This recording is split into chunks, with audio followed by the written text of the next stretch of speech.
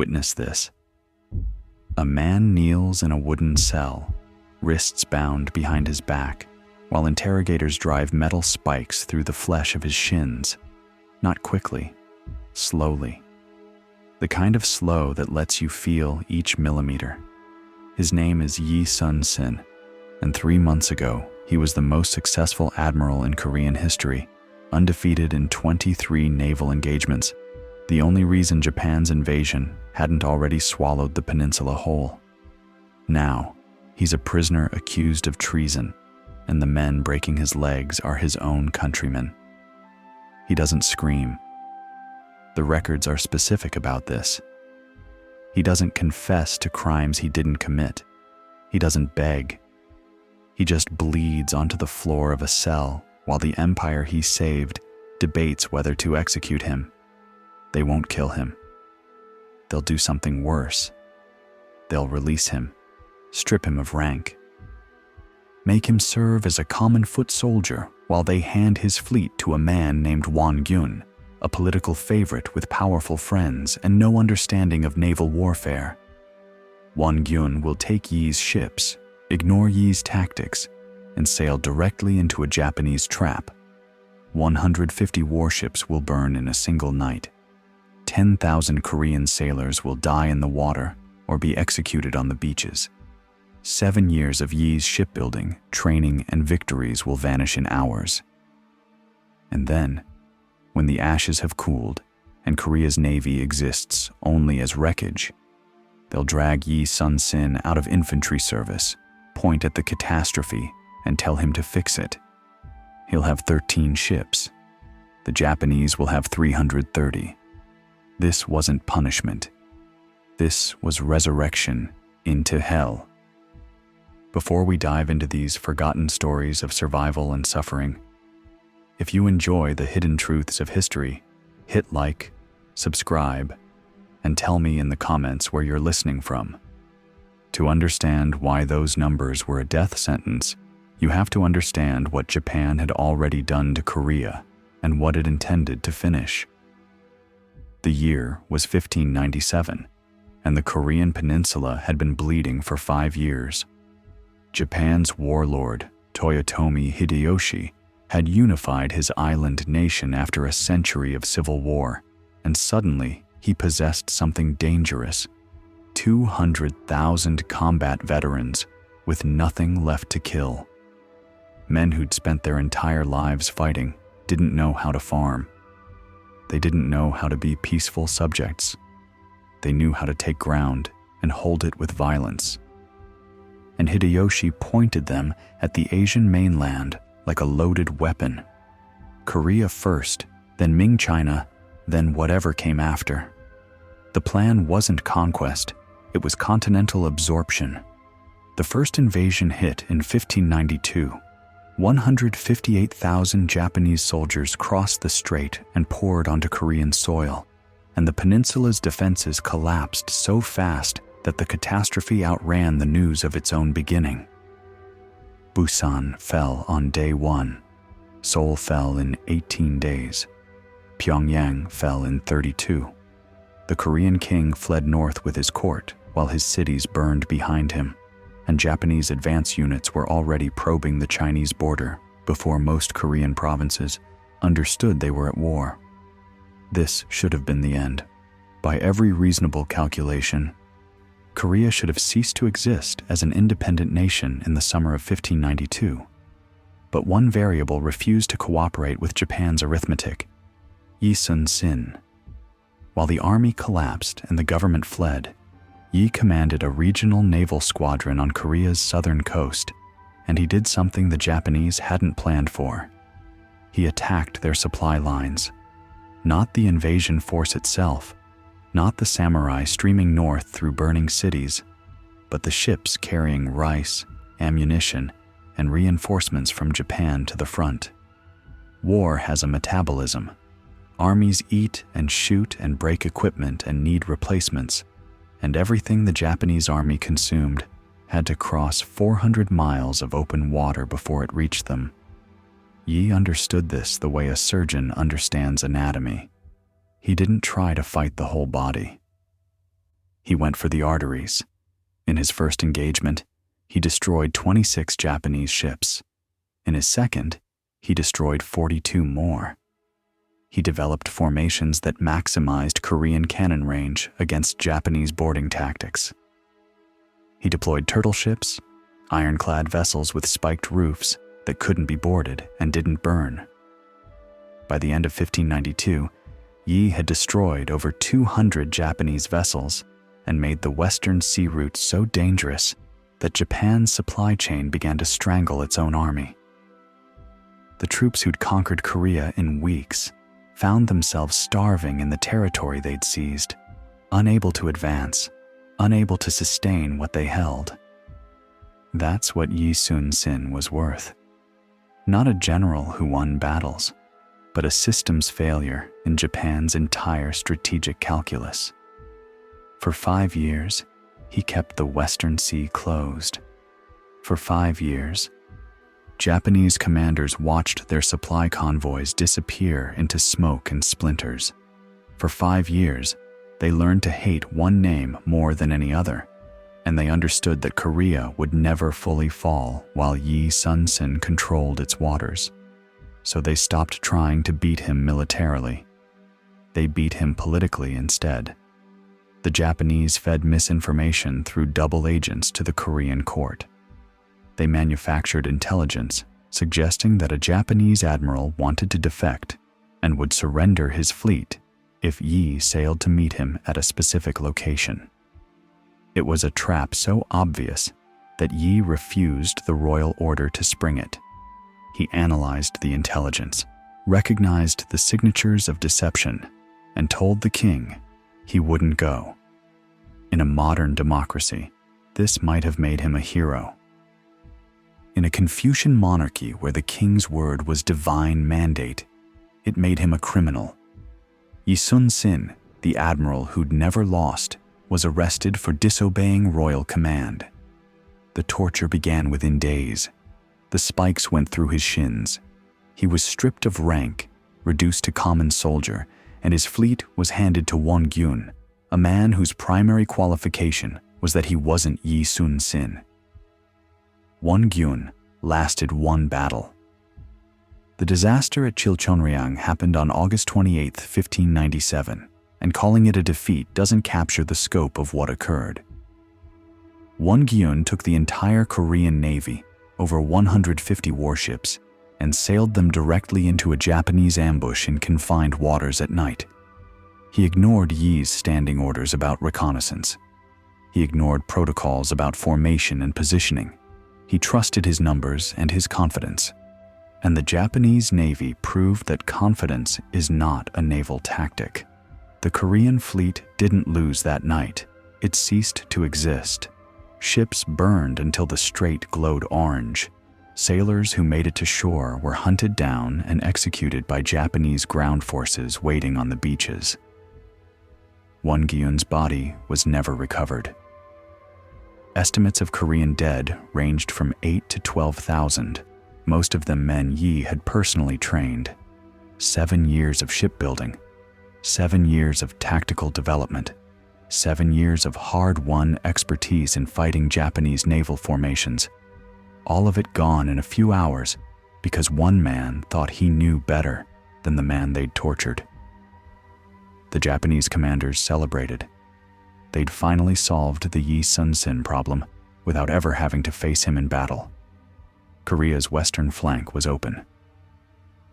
The supply lines could finally flow uninterrupted. The occupation could resume. What they didn't anticipate was the Korean court's response. Facing total naval annihilation, the king did something remarkable in its desperation. He recalled Yi Sun-sin from infantry service and told him to rebuild the navy. Yi received the order in early September. He walked out of his unit, still limping from wounds that hadn't fully healed, and traveled to the wreckage of the naval command to assess what remained. What he found would have broken most men. 12 ships had escaped Chilchonryang by fleeing before the trap closed. 12 vessels, damaged, undertrained crews, barely seaworthy. A few days of searching located one more ship that had been hidden in a coastal inlet. 13 total. Against a Japanese fleet that now numbered over 300 warships, backed by the full momentum of an invasion that finally had open water, Yi's war diary from this period survives. It's a terse document, practical, a commander's log rather than a confession. But one entry cuts through the professional restraint. Shortly after seeing his inheritance, Yi wrote 4 words that captured everything. "My heart is burning." He didn't write what he planned to do about it. He didn't indulge in anger or self-pity. He inventoried what he had, assessed the enemy's most likely routes of advance, and started looking for something the Japanese hadn't considered. They'd counted his ships. They'd calculated his firepower. They'd concluded that 13 vessels couldn't stop a battle group of over 300. And mathematically, they were completely correct. Yi knew the math as well as they did. So he stopped solving a math problem and started solving a geography problem. The western coast of Korea is a maze of islands, inlets, and narrow straits.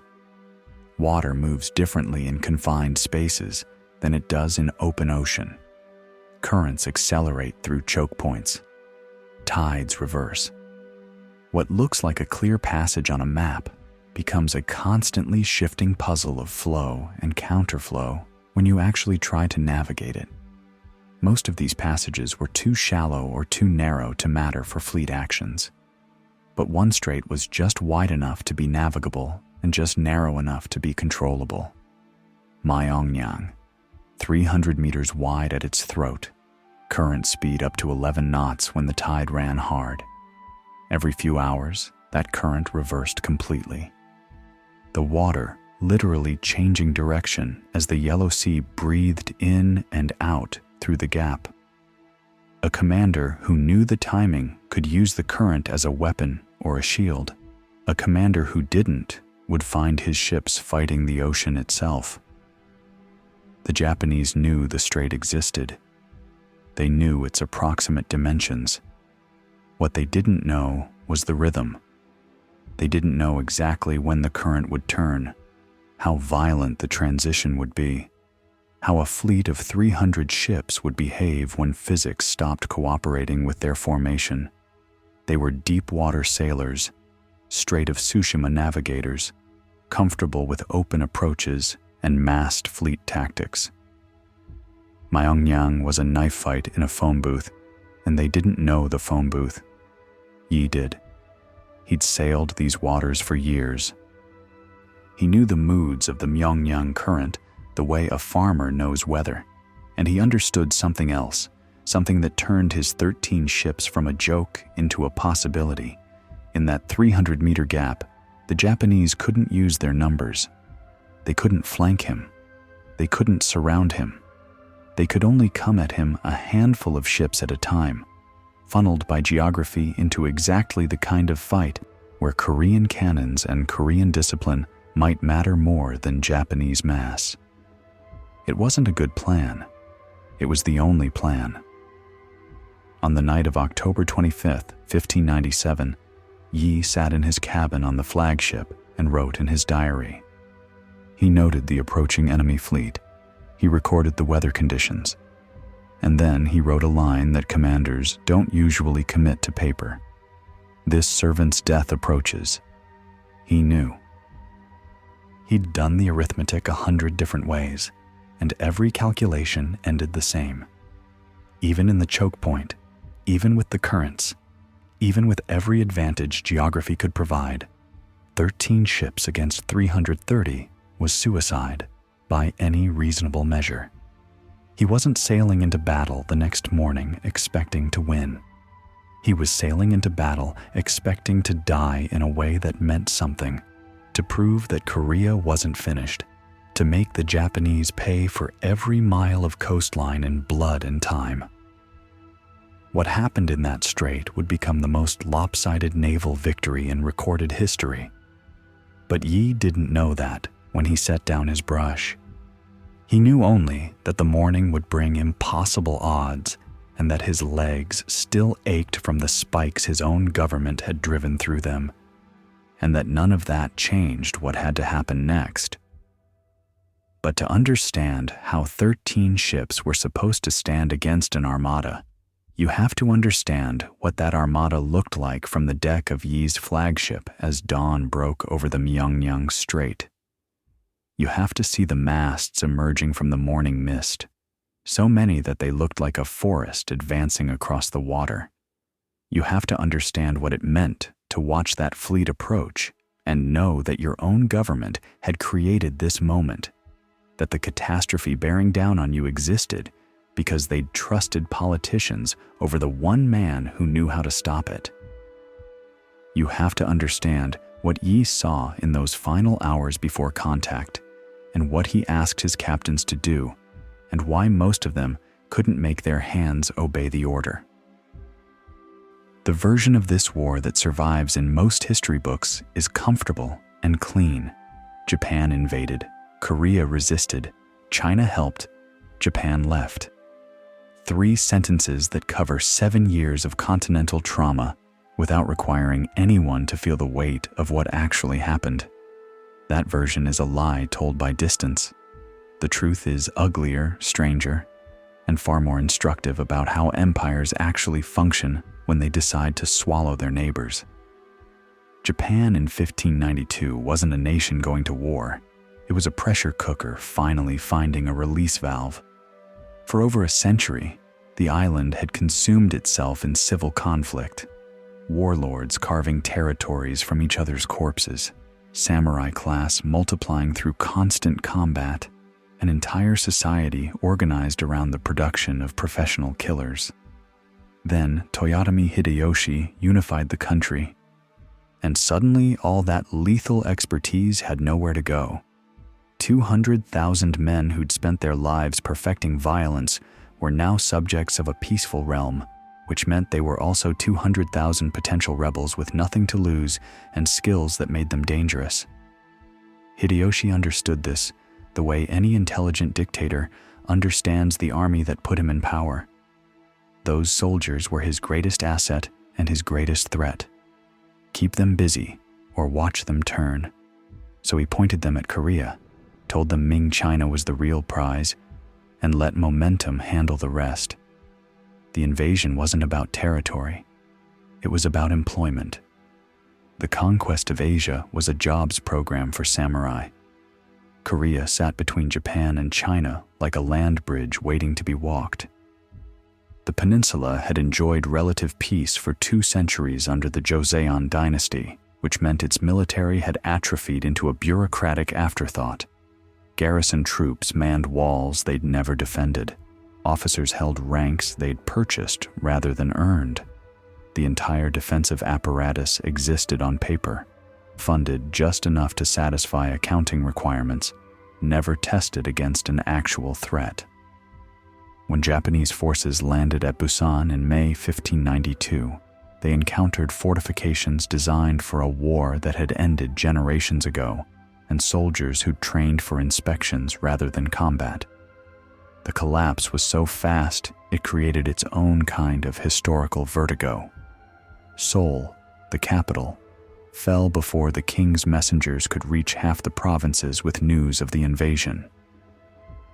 Pyongyang fell while southern cities were still debating whether the rumors were exaggerated. The Japanese didn't conquer Korea in those first weeks. They walked through it, a hot knife through paper walls, their supply lines stretching behind them like a contrail marking the path of destruction. But here's what the simplified version always misses. Conquest and occupation are different verbs. Taking ground costs blood and time. Holding ground costs rice. An army of 100,000 men consumes roughly 500 tons of food per month just to stay functional, and that's before you count ammunition, replacement weapons, medical supplies, fodder for horses, and all the other logistics that transform a mob of fighters into a sustainable military force.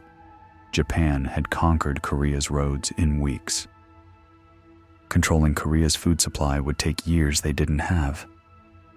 The peninsula's geography worked against occupation like a body rejecting a transplant.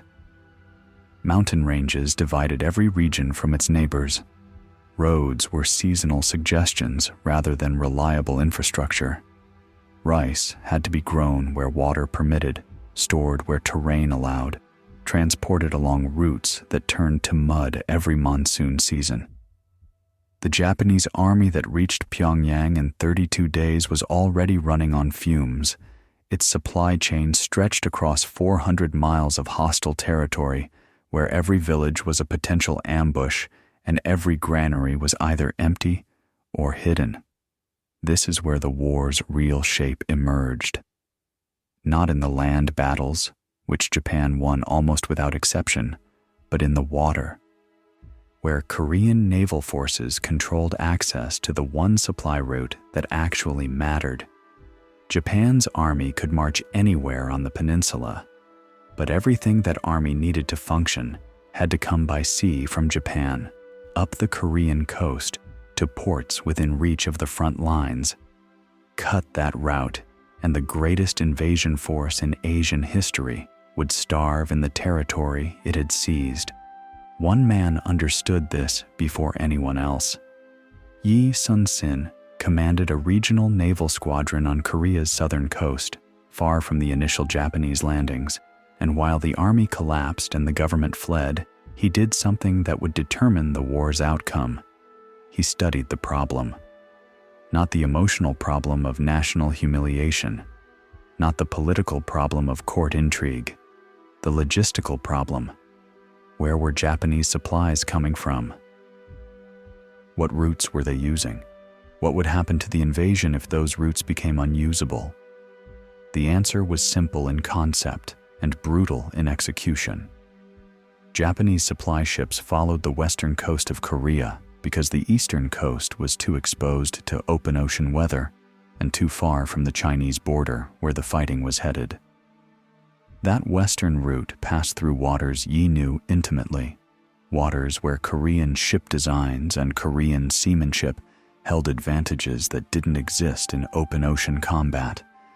Heavy Korean warships mounted cannons that could fire at ranges Japanese vessels couldn't match. Japanese tactics relied on closing distance and boarding, which worked beautifully against Chinese junks and merchant vessels, but required getting close to an enemy who didn't want to be boarded. Yi's first engagement destroyed 26 Japanese ships. His second destroyed 42. By the end of 1592, the western sea route had become a graveyard, and Japanese commanders were watching their occupation wither from logistical starvation. The army that had conquered Korea in weeks was now rationing food, rationing ammunition, rationing everything that came by water, while Yi Sun-sin's squadron turned supply convoy after supply convoy into debris fields. The Japanese response was predictable and intelligent. If they couldn't beat Yi at sea, they'd remove him from command through other means. Intelligence operatives fed misinformation to the Korean court. Political rivals were cultivated. By early 1597, Yi had been arrested, tortured, and replaced by a man whose primary qualification was his willingness to follow orders without asking inconvenient questions about whether those orders made tactical sense. One gyun lasted until August. One battle, one night. Over 150 ships burning in confined waters while Japanese vessels moved through the wreckage, finishing survivors. The Korean Navy didn't just lose at Chilchonryang, it evaporated. And suddenly, the supply route that Yi had closed for 5 years was wide open, and Japanese commanders had every reason to believe the war's outcome was finally settled. Which brings us to the man who would lead the final push, Kuroshima Michifusa. The easy version of Kuroshima is a villain, an arrogant samurai sailing to his doom because he underestimated Korean resistance. That version makes for satisfying narrative and terrible history. Kuroshima wasn't arrogant. He was experienced. He wasn't sailing blind. He was commanding the vanguard of an operation that had already succeeded on every level that mattered. Kuroshima came from 3 generations of naval power in Japan's inland sea. His family had controlled the waters between Honshu and Shikoku for decades, first as pirates, then as privateer allies of whichever warlord paid best, finally as official naval commanders under Hideyoshi's unified government. These weren't samurai who'd learned ships as an afterthought. These were sailors who'd learned samurai discipline to legitimize what they'd always done: control water and extract profit from everyone who crossed it. By 1597, Kuroshima had spent more time at sea than most Korean captains had spent alive. He'd commanded in the chaotic coastal actions that characterized Japanese naval warfare, where boarding and close-quarters combat decided outcomes within minutes. He'd fought Chinese pirates, rivaled Japanese clans, and everything in between. When the Japanese Admiralty assigned him the vanguard of the final Korean campaign, they weren't gambling on an unknown quantity. They were deploying their most aggressive, most experienced coastal fighter against an enemy that no longer had a navy, and the intelligence supported total confidence. Korean naval assets after Chilchonryang: 13 vessels, most damaged, crews undertrained or traumatized, commanded by an admiral who'd been pulled from infantry service 3 weeks earlier. Japanese naval assets committed to the operation. Over 300 warships with full crews, fresh supplies, and the momentum of an enemy that had just destroyed itself. The math wasn't close. The math was embarrassing.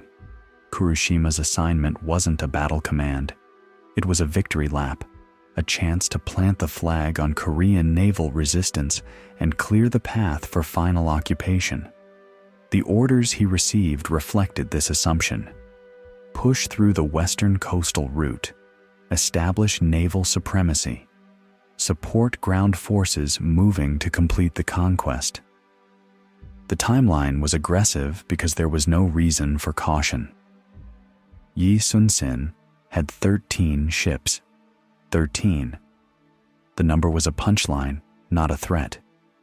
Kuroshima reportedly gathered his captains before departure and laid out the situation with the directness of a man who saw no possibility of failure. The Korean Navy was finished. Their best admiral had been broken by his own government, restored too late with too little, and would be swept aside in the first serious engagement. The objective wasn't combat. The objective was presence. Show the flag, secure the sea lanes, and let the army finish what it had started 5 years ago. "We are not sailing to fight," he told them. "We are sailing to collect what's already ours." This wasn't arrogance. This was assessment. Every piece of available intelligence confirmed that Korean naval resistance had been eliminated at Chilchonryang. Every logistical calculation showed overwhelming Japanese advantage. Every tactical doctrine suggested that a fleet of 330 ships facing 13 couldn't lose unless it actively tried to sabotage itself. Kuroshima's confidence made sense because the facts supported confidence. What the facts didn't account for was the man waiting at the other end of the sea lane. Yi Sun-sin was not supposed to be a naval officer. The Joseon dynasty assigned careers by examination, and Yi had trained for the military track from youth. But the military in peacetime Korea meant army command, fortress administration, border garrison duty. Naval service was a backwater, literally and professionally, a posting you received when you'd annoyed the wrong people or lacked the connections for better assignments. Yi's path to the sea came through failure and persistence rather than ambition and success. He failed his military examination on his first attempt when his horse fell and broke his leg. He splinted the bone himself, finished the course, and was disqualified anyway. He passed on his second attempt at age 32, late enough that his career would always carry the taint of delayed achievement. His early postings were unremarkable, border assignments in the Northeast, where the threat was Jurchen raiders rather than existential invasion. He didn't reach naval command until 1591, when he was 46 years old, and the Japanese invasion was months away from launch. What happened next has been analyzed by military historians for 4 centuries, and the consensus remains inadequate. Yi Sun-sin took a regional naval command, assessed the strategic picture, and began preparing for a war that hadn't started yet. He ordered ship construction when no ships had been authorized. He developed new tactical formations when no tactics existed for the enemy he anticipated. He built the vessels that would become famous as turtle ships, ironclad monsters designed specifically to counter Japanese boarding tactics when no one in the Korean government believed Japan would actually invade. The records suggest something closer to prophecy than planning. Yi studied Japanese military developments through whatever intelligence reached the southern coast. He analyzed troop movements, naval construction, the political consolidation that was transforming Japan from a collection of warring states into a unified war machine. And he concluded, against the official optimism of the court, that invasion was coming and that Korea's only hope was naval interdiction of Japanese supply lines. He was 47 when the war started.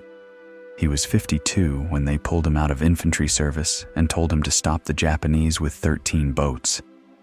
In between, he'd fought 23 naval engagements without losing one, developed a tactical doctrine that neutralized Japanese numerical advantages, and watched his own government dismantle everything he'd built because he'd refused to sail into an obvious trap. But the years of combat had also taught him something that didn't appear in any tactical manual. He'd learned the water, not as charts and soundings, abstract knowledge that any officer could acquire, but as a living system with moods and patterns that could be read like weather or terrain. The currents of Korea's southern coast ran through his operational consciousness the way heartbeat runs through a body. He knew when the water would help and when it would hurt, where the flow accelerated through narrow passages and where it eddied into confusion, how the tides would behave on any given day at any given hour. This wasn't mysticism. It was 10,000 hours of practical application compressed into instinct. When Yi looked at his 13 ships and the impossible math they represented, he didn't see a calculation. He saw a question. Where could that math be broken? Where did the variables change? And the answer kept pointing to the same place, a narrow strait between Jindo Island and the mainland, where the current ran so fast that ships became passengers of the water rather than masters of it. Myeongnyang. The strait was 300 meters wide at its narrowest point, a choke point that reduced any naval engagement to a knife fight regardless of how many ships either side possessed. The current ran up to 11 knots when the tide was moving, faster than most vessels could row, meaning that ships entering against the flow would exhaust themselves before reaching combat range. And every few hours, that current reversed completely, the entire body of water shifting direction as the Yellow Sea's tidal rhythm breathed through the gap. A commander who didn't know the timing would find himself fighting the ocean. A commander who did could use the timing like a weapon, engaging when the current favored him and disengaging when it turned, letting physics do work that ships couldn't accomplish alone. Yi knew the timing. He'd sailed these waters throughout his career, not just passing through, but studying them, learning their rhythms the way a hunter learns game trails. The Japanese had charts of the strait. They knew its approximate dimensions. But charts don't capture the violence of a current reversal. The way the water doesn't just slow and change, but churns through a transition period where ships lose all predictability. Charts don't capture the underwater rocks that appear and disappear with the tide, the eddies that form along the cliffs, the specific hours when the gap becomes navigable, and the specific hours when it becomes a grinder. The decision to fight at Myeongnyang wasn't inspiration. It was elimination. Yi evaluated every possible position along the coast and discarded them one by one until only one remained that gave him any mathematical hope. Open water was death. Broader straits were death. Anything that allowed Japanese numbers to develop was death. Only here, in this 300-meter slot where the ocean itself picked sides, could 13 ships hold a chance of survival. His captains didn't share his confidence. They'd survived Chilchonryang by running, and the trauma of that night still echoed in their hesitation. When Yi laid out his plan, they saw suicide dressed in tactical language. When he explained the current advantage, they saw an admiral grasping at physics because his ships couldn't grasp at victory. They were rational men making rational calculations, and the calculations all said the same thing: death. Yi understood their fear because he shared it. The difference was that he'd thought past it. He gathered his captains and spoke the words that would define the engagement before it began, words that survivors would repeat for the rest of their lives. If we fight, we may survive. If we scatter, we will certainly die. He wasn't promising victory. He wasn't invoking destiny or divine favor. He was describing geometry. 13 ships together in a choke point could concentrate fire, support each other, make every Japanese casualty cost time and position. 13 ships scattered across open water would be hunted individually by an enemy with 25 times their numbers. The only survival path ran through the narrowest possible engagement, and the only terrain that allowed such engagement was Myeongnyang. The captains left that meeting unconvinced but obedient. They would sail to the strait. They would take position. What they would do when the Japanese arrived remained an open question, written in the tremor of their hands and the arithmetic behind their eyes. By mid-October, both fleets were moving. Kuroshima's vanguard pushed up the western coast, probing Korean positions, finding nothing that could stop them. Yi's 13 vessels sailed south to the Myeongnyang Strait and anchored at its northern mouth, placing themselves as a cork in a bottle that the Japanese would have to break through to continue their advance. The trap was set.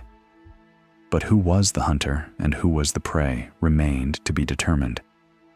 On the night of October 25th, 1597, Yi Sun-sin sat in his cabin and wrote in his war diary while Japanese campfires dotted the southern horizon.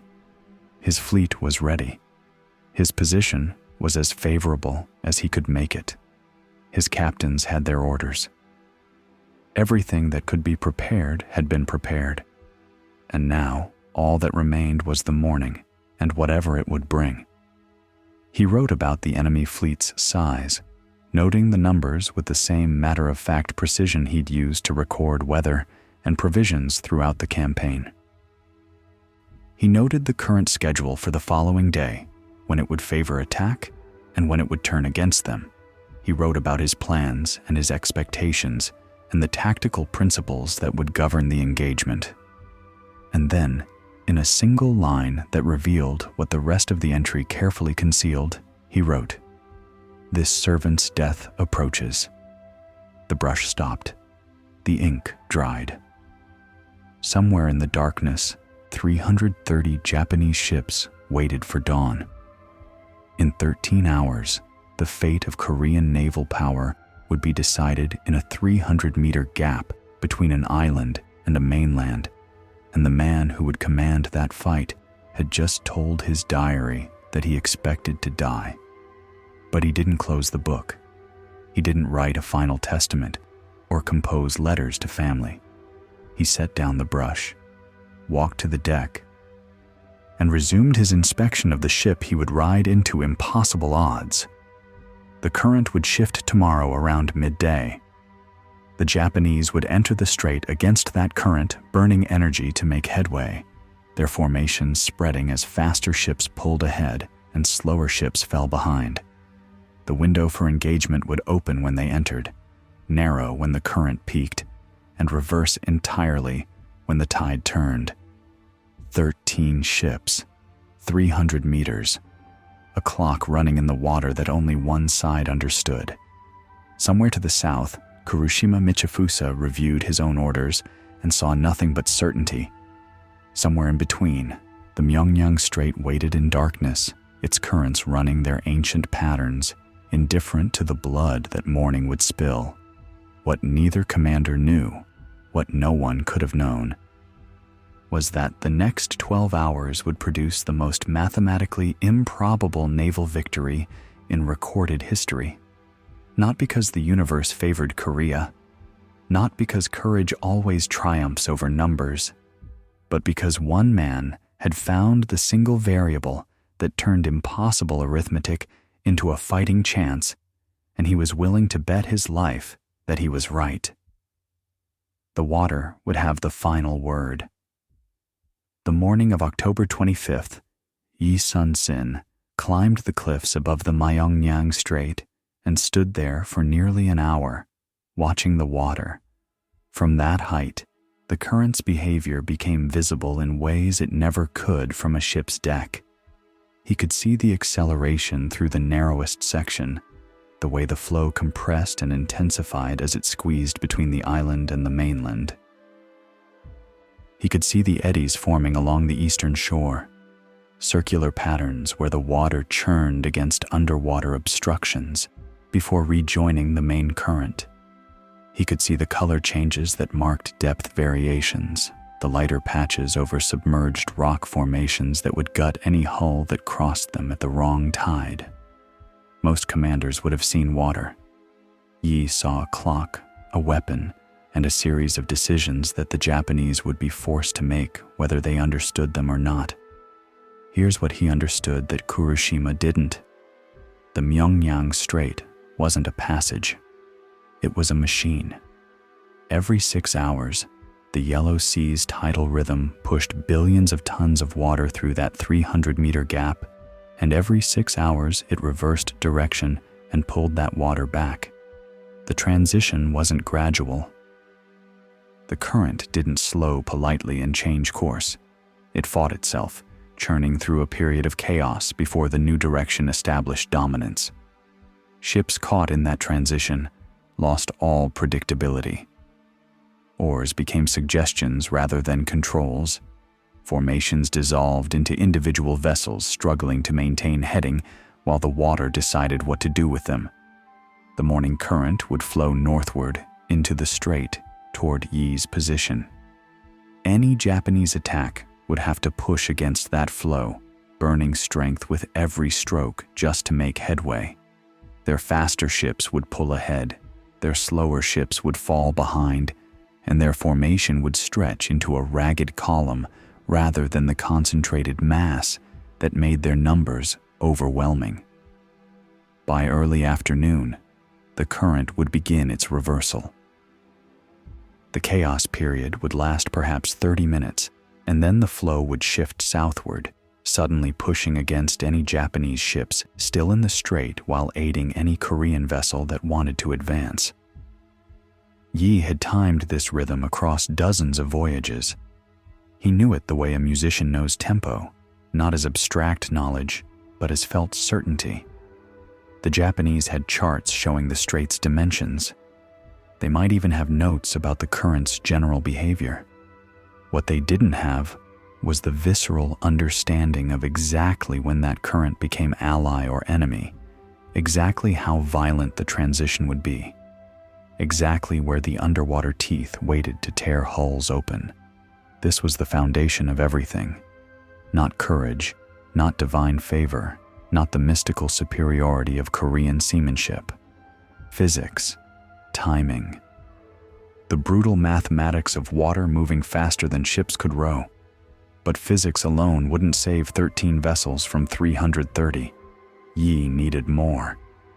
He studied the cliff faces that flanked the strait, steep enough to prevent landing, close enough to the water that the passage felt like a corridor rather than open sea. Any ship entering would have walls on both sides and current beneath, and the visual effect would compress even a confident commander's sense of space. Men who'd spent their careers in open water would feel the cliffs pressing in, would sense the trap even if they couldn't articulate why. Psychology was a weapon too, and the Myeongnyang Strait manufactured claustrophobia at industrial scale. The narrowest point offered one more advantage that Yi intended to exploit.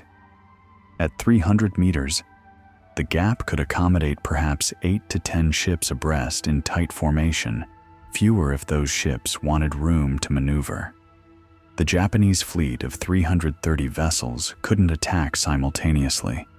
They'd have to feed themselves through the choke point in waves, each wave limited by geometry to numbers that Korean guns could actually engage. Yi wouldn't be fighting 330 ships. He'd be fighting 10 ships, over and over, each wave arriving exhausted from rowing against the current, while his own vessels held position with the flow at their backs. This was the plan. Not victory in any conventional sense, but survival through attrition, through physics, through the patient exploitation of every advantage geography provided. Hold the northern mouth of the strait. Force the Japanese to attack through the funnel. Let the current and the choke point delete their numerical superiority, engagement by engagement, wave by wave. Make them pay for every meter of progress in ships and time, and pray that the cost became higher than they were willing to bear. It wasn't a good plan. It was the only plan that didn't begin and end with the word slaughter. Yi descended from the cliffs and returned to his fleet. The work of preparation had already begun, but what remained couldn't be accomplished with rope and cannon. The obstacle that might destroy everything had nothing to do with Japanese ships. His captains were broken, not incompetent, not cowardly in any simple sense. Broken the way men break when they've seen things that human minds aren't designed to process. Most of them had survived Chilchonryang, which meant they'd watched the Korean Navy die around them, watched 10,000 of their comrades burn or drown, or get cut down on beaches by waiting Japanese soldiers. They'd escaped by running, by abandoning formation, by doing the one thing military discipline forbade. And now Yi was asking them to sail back into the same nightmare, against the same enemy, with a fraction of the ships they'd lost. The mathematics weren't lost on them. They could count as well as any Japanese admiral. 13 ships meant 13 families worth of sailors, most of whom would never see Korea's shores again if the battle went the way battles against these odds always went. The captains weren't refusing to fight. They were refusing to participate in the murder of their own crews for a gesture of defiance that couldn't change the war's outcome. Yi understood this. He'd been in their position, facing impossible numbers, watching men die because commanders above him had made decisions that traded lives for politics. The difference was that he'd found a way through every single time. 23 engagements, 0 defeats. Not because he was braver than other men, but because he'd always found the variable that wasn't being counted, the factor that changed the equation. He gathered them on the evening of October 25th, 12 captains plus himself, in the cramped quarters of his flagship, while Japanese campfires glittered on the southern horizon. The meeting wasn't a council of war in any traditional sense. Yi didn't ask for opinions or debate tactics. He explained what was going to happen and why it would happen and what each of them needed to do when the moment came. The strait would neutralize Japanese numbers. The current would exhaust their rowing strength. The choke point would force them to attack in manageable waves. Korean cannons outranged Japanese arquebuses, which meant his ships could engage at distances where return fire couldn't reach them. If they held formation, if they maintained discipline, if they trusted the physics that Yi had spent years learning, they could survive, not triumph. Survive.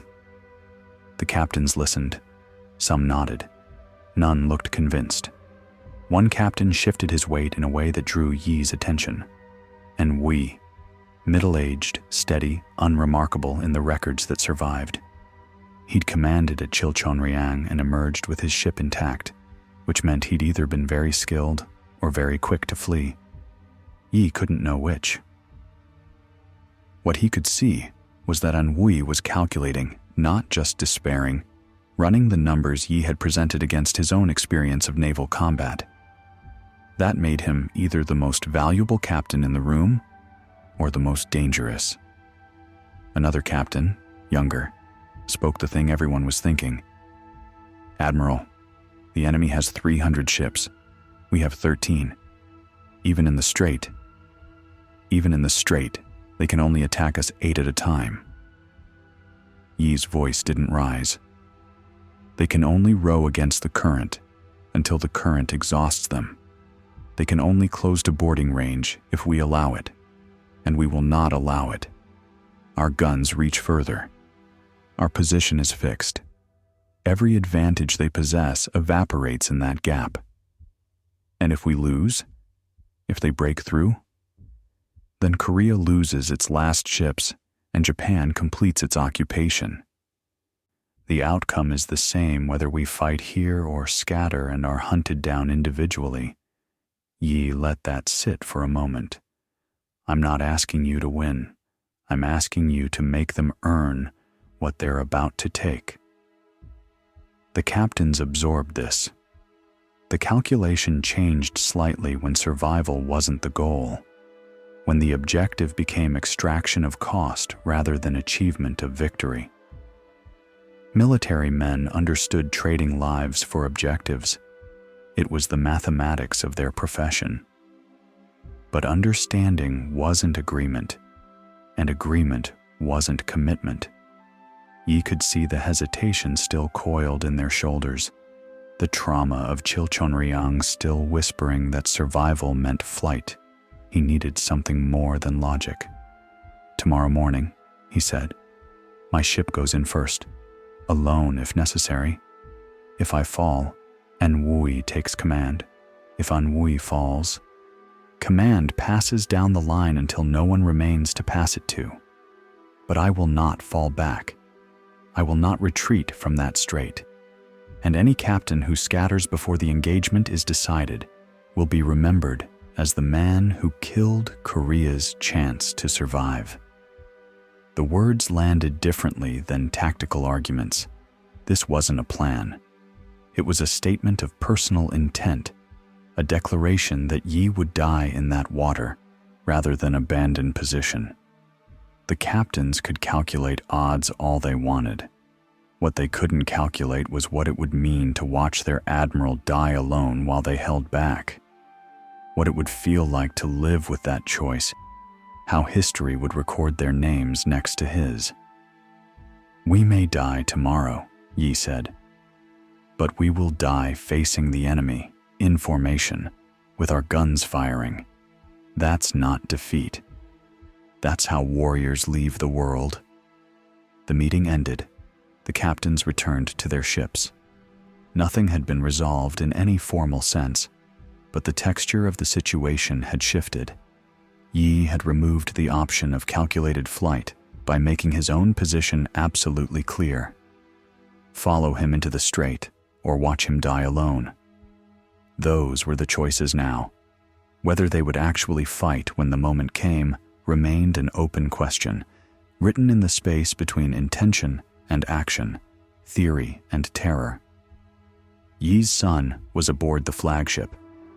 The records are sparse on this detail, treating it as unremarkable context rather than the weight it obviously carried. Filial duty required sons to serve, and Yi's son served aboard his father's command vessel, which meant he would be present when that vessel sailed into impossible odds. Korean social structure didn't permit discussion of such things. A father didn't speak of concern for a son in military contexts. A son didn't speak of fear for a father. They occupied their roles and performed their duties, and whatever existed between them remained private, unrecorded, lost to history. But Yi was human.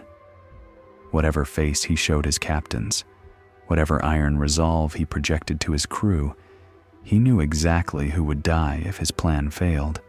Not abstract sailors, his blood, his continuation. The war diary mentions preparations for battle. It doesn't mention the sun. Perhaps some things were too large for even a private record. As darkness settled over the strait, Yi walked the deck of his flagship one more time.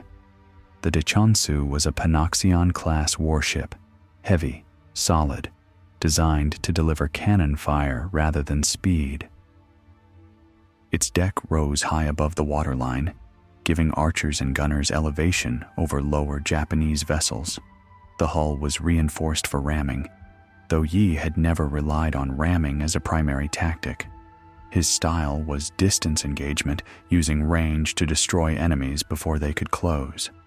Tomorrow, that style would be tested against the largest fleet ever assembled to destroy a single Korean commander. The gun crews had prepared their stations. Powder was stored in protected positions. Shot was stacked and accessible. Everything that could be readied had been readied, and now all that remained was the weight. Yi climbed to the highest deck and looked south toward the Japanese encampment. The fires stretched across the horizon like a fallen constellation, too many to count, each one representing men and ships, and the confidence of an empire that believed victory was already assured. He tried to estimate the fleet's size from the fires and stopped when the number exceeded anything his mind wanted to hold. Tomorrow, that constellation would sail toward him. Tomorrow, the current would run north until it didn't. Tomorrow, everything he'd calculated would be tested against the reality of combat, where plans dissolved and men made decisions based on fear and instinct rather than tactical doctrine. He returned to his cabin and opened his war diary. The brush moved across paper, recording the enemy's position, the weather conditions, the preparations completed, professional notation, commander's documentation, nothing that revealed what it felt like to face those numbers with 13 ships. And then, in a single line that broke through the professional distance, "This servant's death approaches." The brush stopped. Yi looked at what he'd written and didn't add to it, didn't explain or elaborate or qualify, just left the words there, testament to the honest assessment that all his planning couldn't conceal. He expected to die tomorrow. The math said he would die. The current and the choke point and the gun ranges changed the math but didn't change the outcome. Only the price extracted before the outcome arrived. Yi Sun-sin was sailing into his own funeral, and he knew it with absolute clarity, and he was sailing anyway because there was no other option that his sense of duty permitted. The candle burned lower. The enemy fires continued to glow on the horizon. Somewhere in the darkness between them, the Myeongnyang Strait ran its ancient current, indifferent to the blood that dawn would bring. October 26th, 1597. The sky began to lighten. Yi rose before the sun and climbed to his command deck. The strait was visible now, dark water rushing north through the gap, the current at its morning intensity. His 12 companion ships rode at anchor in formation behind him, their crews stirring, their captains appearing on decks to observe what the day would bring. The Japanese fleet began to move. At first, it was just a disruption in the distant pattern, campfires disappearing as ships made sail and oars dropped into position. Then the masts became visible, dozens of them, then scores, then hundreds, a forest of timber moving toward the strait. Even at this distance, the scale was incomprehensible. The Japanese fleet didn't look like a military formation. It looked like a migration, an entire nation of ships pushing north to swallow whatever stood in their path. Kuroshima's vanguard led the advance, 133 warships in tight formation, their oars catching the morning light as they pulled toward the southern mouth of the strait. Behind them came the support vessels, transport ships, supply craft, another 200 sails filling every visible angle of the southern sea. The armada stretched to the horizon and beyond, more ships than Yi had ever faced, more ships than Korea had ever possessed, more ships than any rational calculation suggested he could survive. Yi watched them approach and felt the fear that every commander feels when seeing enemy strength fully deployed. He acknowledged it, let it pass through him, and returned to the work at hand. Fear was information, not instruction. It told him the stakes were real. It didn't tell him what to do. His captains were watching from their own decks. He could imagine what they saw, could imagine the trauma of Chilchonryang screaming in their minds as the Japanese fleet resolved from distant shapes into identifiable vessels. Every instinct they possessed would be telling them to run, to scatter, to survive any way they could. Military discipline held them in formation, but discipline could break under sufficient pressure, and the pressure was about to become extreme. The Japanese vanguard entered the strait. The first ships pushed into the choke point, their oars digging against the northern current, their progress slowing immediately as physics imposed its tax. Yi watched the lead vessels work their way forward and felt a grim satisfaction at what he observed. Their formation was already stretching. The fastest ships, with the strongest rowers, pulled ahead while heavier vessels fell behind. The neat lines that had characterized their approach dissolved into a ragged column as each ship found its own pace against the current. This was what he'd counted on. This was the variable that made his plan something other than elaborate suicide. But the Japanese were adapting. Kuroshima's captains recognized the problem and began adjusting their stroke rates, synchronizing their progress to maintain formation coherence. These weren't inexperienced sailors. These were veterans who'd spent their careers dealing with tides and currents in Japan's coastal waters. They understood the physics, and they were compensating. Yi had perhaps 2 hours before the vanguard reached engagement range. 2 hours to prepare his ships, his men, his captains for what was coming. He ordered the signal flags raised, prepare for battle, maintain formation, wait for his command to engage. The flags went up. The response from his fleet was immediate and correct. Ships moved into their positions. Crew members ran to battle stations. Cannons were loaded. Matches were lit. And then the formation stopped moving. Yi turned to look at his accompanying ships and saw what he'd feared from the moment he'd taken command of this shattered squadron. His 12 escort vessels had taken their positions but were drifting slightly backward, not advancing to form the engagement line he'd planned. The captains were waiting, holding, refusing to commit to the forward position until they saw how the opening moments developed. They were giving themselves room to flee. He understood the impulse. From their decks, the Japanese fleet looked even larger than it did from his. A wall of masts and hulls, advancing toward them with the inevitability of weather. Every calculation they'd made in the relative safety of the night before was being tested against visual reality, and visual reality was screaming that 13 ships couldn't stop that tide. Yi didn't signal them again. He didn't berate or threaten or plead. He'd told them what he would do, and now he did it. His flagship moved forward, alone. The the Daechunsu advanced toward the southern mouth of the strait, its oars pulling against the water, its cannon crews standing ready, its admiral visible on the command deck where any Japanese gunner could see him. The 12 escort ships remained behind, holding position, watching their commander sail toward an entire armada by himself. Yi counted the Japanese vessels entering the strait and stopped counting when the number passed his flagship's ammunition supply. The enemy vanguard was close enough now to make out individual flags, individual officers on command decks. He could see the Kuroshima banner leading the advance, could see the confidence in the formation's steady progress against the current. They knew he was there. They knew he had one ship moving toward them. They were probably wondering if he'd lost his mind. The current still ran north, still pushed against the Japanese advance, still worked in Yi's favor. But that advantage was measured in hours, not days.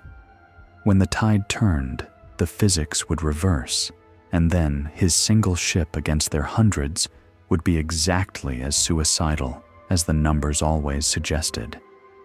He raised the signal to engage. His gunners responded instantly, the flagship's cannons firing in sequence, smoke rolling across the deck as iron shot screamed toward the Japanese vanguard. At this range, the accuracy was limited, but accuracy wasn't the point. The point was commitment. The point was showing his captains that battle had begun, that hesitation was no longer possible, that their admiral was already fighting and would continue fighting whether they joined him or not. The Japanese returned fire. Arquebus rounds cracked against the flagship's hull, ineffective at this distance but present, declaring that combat was now mutual. Japanese arrows arced across the gap and fell short. A few forward vessels attempted to close, their oars straining against the current, their crews screaming encouragement to rowers who were already exhausted from fighting the strait's flow. Yi's flagship held position, reloading, firing again, each volley timed to maintain pressure without depleting ammunition reserves. One ship against the vanguard of an empire. It wasn't a battle.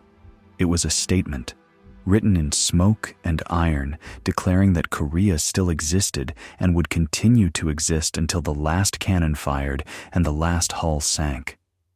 Behind him, 12 ships watched.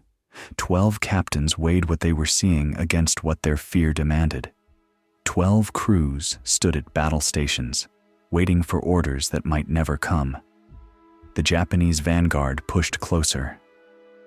Kuroshima's banner advanced toward the gap's narrowest point.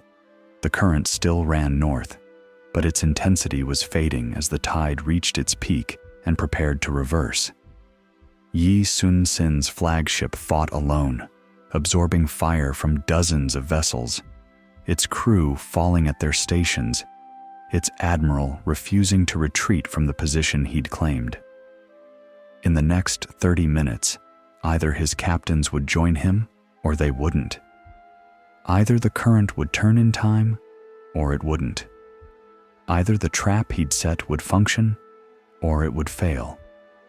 The pieces had moved into position. The variables had been established. What happened next would determine whether Korea had a navy or a memory.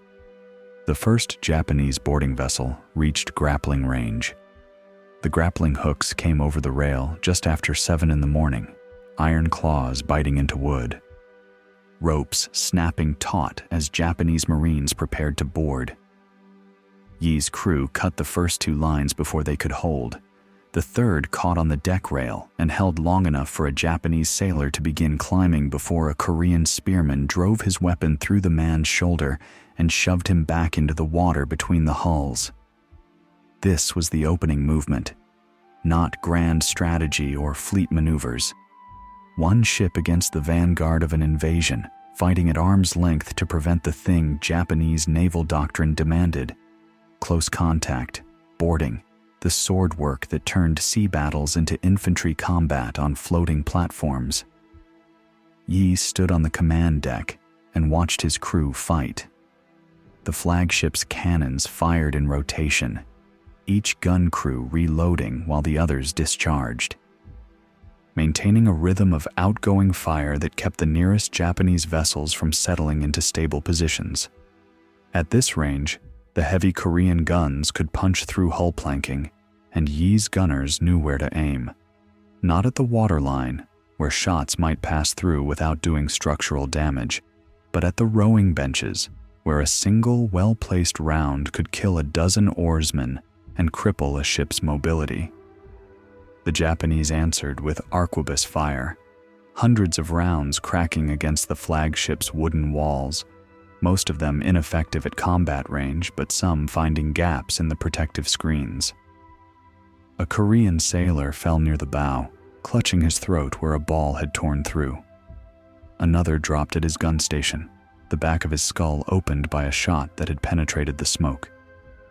Yi didn't count the dead. He counted the living, tracked who was still fighting, noted which gun stations needed reinforcement and which could manage with reduced crews. Command in battle wasn't inspiration. It was inventory management while men died around you. The current still ran north, still pushed against the Japanese advance, still forced their oarsmen to work at maximum output just to maintain position. Yi could see the exhaustion beginning to show in the enemy vessels closest to his flagship. Their stroke rates were slowing. Their formation discipline was eroding as individual ships fought the water at their own pace rather than coordinating movement. The strait was doing its work, but the strait couldn't do all the work. Behind the Japanese vanguard, fresh ships waited to rotate forward, their crews rested, their oars ready. Kurushima had depth. He could cycle tired vessels to the rear and push fresh ones into the engagement zone. Yi had 13 ships, 12 of which still hadn't moved. The first hour of battle passed with Yi's flagship fighting alone. His crew performed beyond any reasonable expectation. Gun crews maintained fire discipline despite casualties. Deck teams repelled 3 more boarding attempts, each one closer to success than the last. The hull accumulated damage, shot holes and splintered planking, but nothing that threatened the ship's ability to fight. Yi walked among his men during brief lulls, not speaking much, just present, visible, a reminder that their admiral shared their position and their danger. The Japanese adapted their approach. Instead of trying to board directly, several vessels pulled back to extreme arquebus range and concentrated fire on Yi's command deck. The tactic was obvious: kill the admiral, break the defense. Yi's officers urged him to take cover behind the protective screens. He refused. His visibility was the point. His presence on that deck was the signal that held his own crew together and might, eventually, shame his captains into joining the fight. An arquebus ball struck his left shoulder. The impact spun him half around, and for a moment, the command deck went silent as every Korean sailor within sight processed what they'd just witnessed.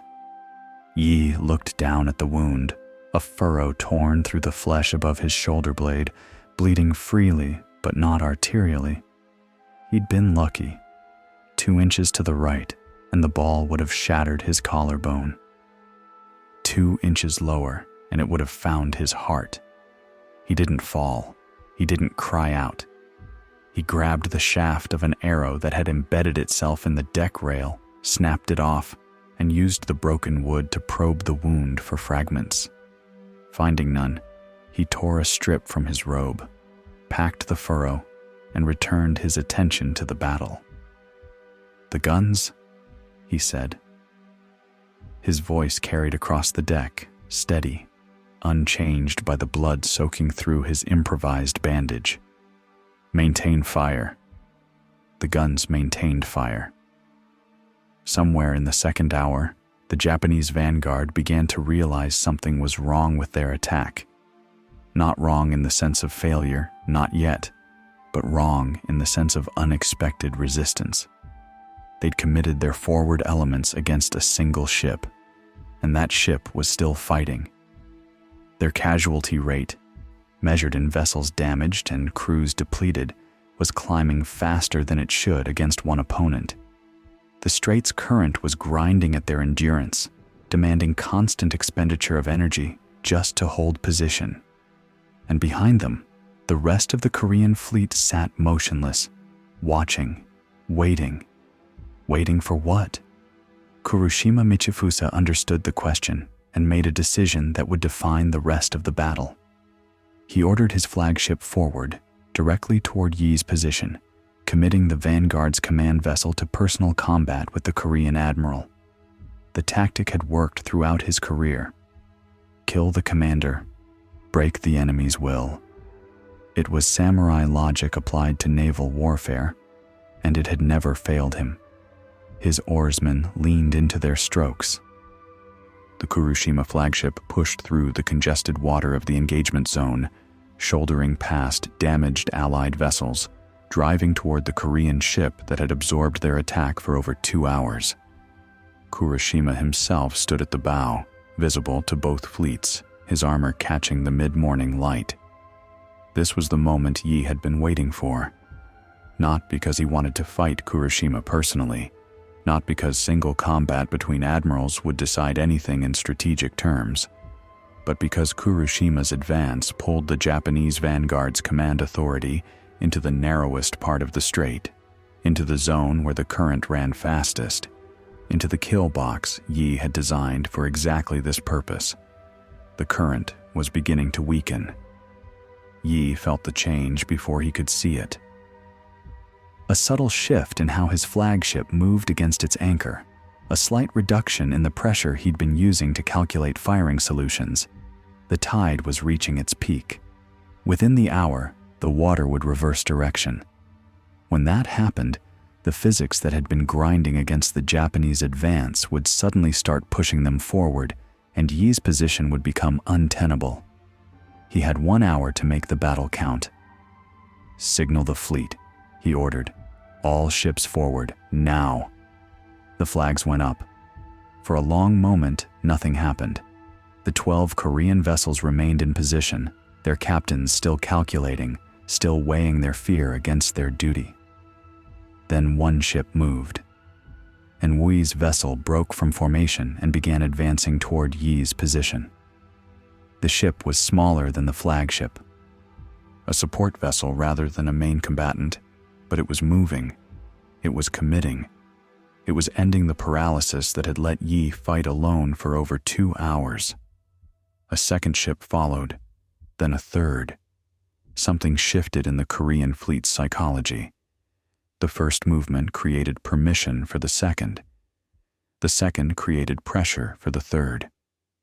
Within minutes, all 12 remaining vessels were advancing toward the engagement zone, their crews shouting, their guns beginning to fire, their presence transforming the battle from one ship's desperate resistance into something that looked almost like coordinated combat. He didn't acknowledge the reinforcement. There wasn't time. The Japanese vanguard was reacting to the Korean advance, vessels scrambling to reform lines that had dissolved during the assault on Yi's flagship. Kuroshima's command ship was still pushing forward, still committed to the attack that would become his epitaph. The Korean fleet entered the narrowest section of the strait. What followed wasn't battle in any tactical sense. It was violence compressed into a space too small to contain it, ships colliding with hulls and oars and men, guns firing at ranges measured in feet rather than yards, boarding actions beginning and ending in seconds as vessels lurched past each other in the churning current. A Japanese transport ship, pushed into the combat zone by the pressure of vessels behind it, struck an underwater rock formation and began to founder. Its crew abandoned ship into water crowded with debris and struggling sailors, and within minutes, the sinking hull became an obstacle that forced other ships to divert around it. Breaking formations further, Korean cannon fire found a Japanese ammunition store. The explosion lifted the vessel's deck 3 feet off its hull before dropping it back into shattered ruin. Men on nearby ships, Japanese and Korean alike, staggered from the concussion. The burning wreck drifted into the path of 2 more Japanese vessels, forcing them to reverse stroke and collide with ships behind them. Yi's flagship took a direct hit to its forward gun station. The cannon didn't explode, but the mounting shattered, killing 2 crew members and wounding 3 more. The gun captain, a veteran who'd served under Yi since the war's beginning, took a splinter through his eye socket and continued directing his reduced crew until he collapsed from blood loss. The battle consumed attention so completely that Yi almost missed the current change. He felt it first as a wrongness in his ship's motion, a stutter in the predictable rhythm of deck movement that had been constant since dawn. He looked at the water and saw the color pattern shifting, the current striations beginning to blur as the tide reached its turning point. "The current," he said to his navigation officer. "How long?" "Minutes, Admiral, perhaps less." This was the moment, the chaos period between tides, when the water fought itself and ships lost all predictability. For the Japanese vessels deep in the strait, exhausted from hours of rowing against the northern flow, the reversal would be catastrophic. They'd prepared themselves to fight the current in one direction. When it suddenly started pushing them the opposite way, every instinct they developed would become wrong. Yi raised his voice for the first time in the battle. "All ships, advance. Push them back. Push them now." The Korean fleet responded with a coordinated surge forward, every vessel increasing stroke rate, every gun crew firing as fast as they could reload. The Japanese vanguard, caught in the current transition, began to lose coherence. Ships that had been holding position against the northern flow suddenly found themselves being shoved southward by water that was changing direction mid-battle. Kuroshima's flagship was in the worst possible position when the current turned. The vessel had pushed deep into the engagement zone, committed to the attack on Yi's command ship, its rowers already exhausted from the long fight against the tide. When the water began pushing south, the flagship lurched backward, its oars digging uselessly against a current that was now stronger than their depleted strength could counter. Kuroshima screamed orders at his crew, demanding they hold position, but physics didn't care about samurai willpower. The current swept his ship sideways, directly into the path of a Korean vessel that had been waiting for exactly this opportunity. What happened next took perhaps 30 seconds and destroyed the Japanese offensive. The Korean ship rammed Kuroshima's flagship at the waterline, a glancing blow but enough to tear away oars and crush rowers on the starboard side. Kuroshima's vessel heeled sharply, taking water through the damage, its remaining crew scrambling to stabilize a ship that was no longer fully under control. Korean Marines began boarding. The fighting on Kuroshima's deck was close-quarters savagery, spears and swords in spaces too tight for technique. Japanese defenders formed around their admiral, samurai discipline holding even as the ship tilted beneath them. Kuroshima drew his sword and killed the first Korean to reach him, a clean stroke that opened the man from shoulder to hip. He parried a spear thrust, riposted, wounded another attacker. A Korean sailor with a boat hook caught Kuroshima's leg and pulled him off balance. In the tangle that followed, 3 more Koreans piled onto the Japanese admiral. One of them drove a short blade into the gap between his breastplate and his helmet. Kuroshima thrashed, trying to throw them off, but the blade had found his throat. Blood sprayed across the deck. The most feared naval commander in Japan died in a heap of struggling bodies, drowning in his own blood while his flagship sank beneath him. They took his head, not as trophy hunting, not as celebration, as tactical weapon. A Korean officer hacked through the dead admiral's neck with a boarding axe, grabbed the head by its top knot, and raised it high enough for both fleets to see. Yi ordered the head mounted on a pike at his flagship's bow. The psychological effect was instantaneous. Japanese sailors throughout the strait saw their commander's head displayed on an enemy ship, saw his flagship foundering, saw the current pushing their own vessels backward into chaos. Whatever confidence had carried them into the battle evaporated in that moment. 330 ships didn't become cowards. They became men who suddenly understood that the script had been wrong, that this wasn't a cleanup operation, that the admiral who was supposed to collect their victory was dead, and things were about to get much worse. The Japanese formation didn't retreat. It collapsed. Ships that had been pressing forward began reversing stroke, fighting the southward current to escape the kill zone. Ships that couldn't reverse fast enough collided with vessels behind them, creating tangles of hulls and oars and screaming men. Ships that tried to maintain attack posture found themselves isolated, surrounded by Korean vessels that had been waiting for exactly this moment of enemy disorganization. Yi's fleet pressed the attack, not recklessly, not with the abandon that had destroyed Wongyun at Chilchonryang, but systematically, each Korean ship selecting targets and prosecuting them until those targets were sinking, burning, or fleeing. The cannon fire that had been defensive for hours became offensive, Korean guns now firing into Japanese hulls at angles that maximized damage rather than merely discouraged approach. A Japanese warship, its captain dead and its steering destroyed, drifted onto the underwater rocks that Yi had spent years learning to avoid. The hull tore open with a sound like a giant clearing its throat.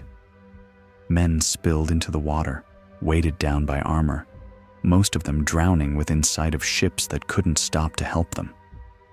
Another Japanese vessel caught fire, its rigging igniting from a Korean incendiary round. The flames spread faster than the crew could contain them, and within minutes, the entire ship was ablaze. Men jumped into the churning water rather than burn. The current carried their bodies southward, past ships still fighting, past ships trying to flee, a procession of drowning evidence that the battle had turned. Yi's son fought on the flagship's deck throughout the engagement. The records don't describe his actions in detail, but they confirm his presence, confirm that he survived, confirm that he stood the same watches and faced the same fire as every other man aboard. Whatever passed between father and son during those hours remains private, unrecorded, something the documentation can't capture.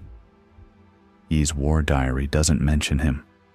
Perhaps some things were too large for even a private record. The battle continued for another 2 hours, but the outcome was decided the moment Kuroshima's head went up on that pike. Japanese commanders who'd expected to complete Korea's naval annihilation found themselves fighting for survival, their fleet fragmenting, their coordination destroyed, their admiral's corpse somewhere in the churning water behind them. The southward current pushed the Japanese retreat and aided the Korean pursuit, physics reversing its allegiance at exactly the moment when that reversal mattered most. Korean ships followed the fleeing enemy to the southern mouth of the strait, firing until they ran low on ammunition, then holding position, while the Japanese armada scattered into the open sea beyond. By late afternoon, the Myeongnyang Strait was empty of fighting. What remained was wreckage, hulls and masts and bodies, Japanese dead far outnumbering Korean, the water red in patches where the blood hadn't yet dispersed. Burning ships sent columns of smoke into the sky, marking the grave sites of crews that had expected to finish a war and instead became its casualties. The current carried debris southward, spreading evidence of the battle across miles of coastal water. Korean losses: 0 ships sunk.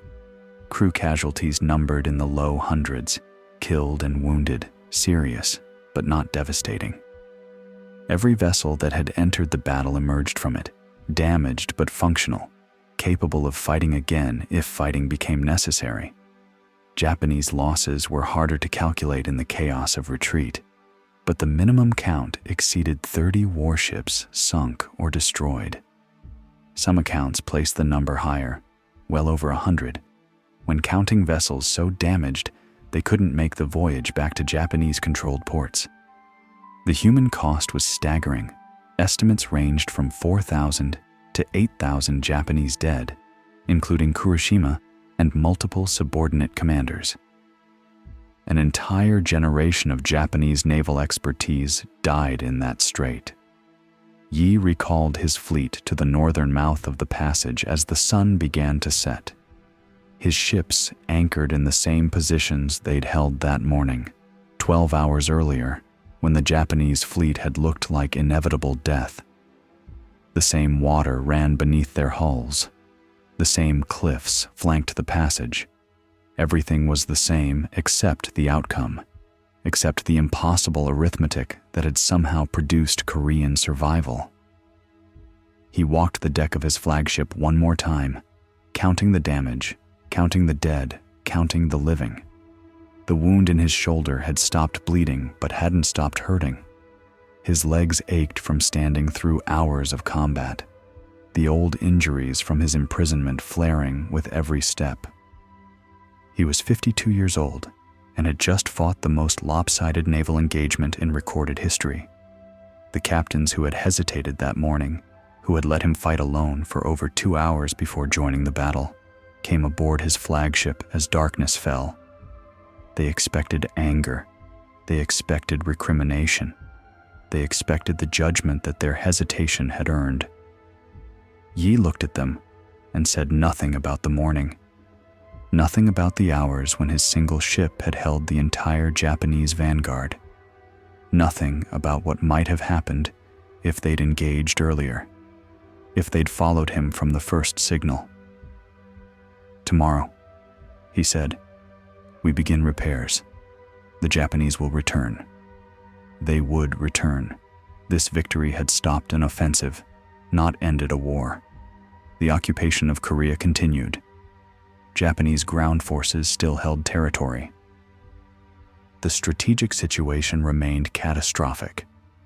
All Yi had accomplished was proving that catastrophe wasn't yet complete, that Korea still possessed the means to resist, that 13 ships could hold a strait against an empire if the commander understood the water better than his enemies. It was enough. It had to be enough. He dismissed his captains and returned to his cabin.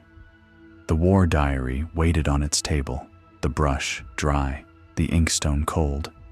He prepared to write the entry that would document the most improbable victory of his career, the battle that would define his legacy for centuries he would never see. The brush moved across paper.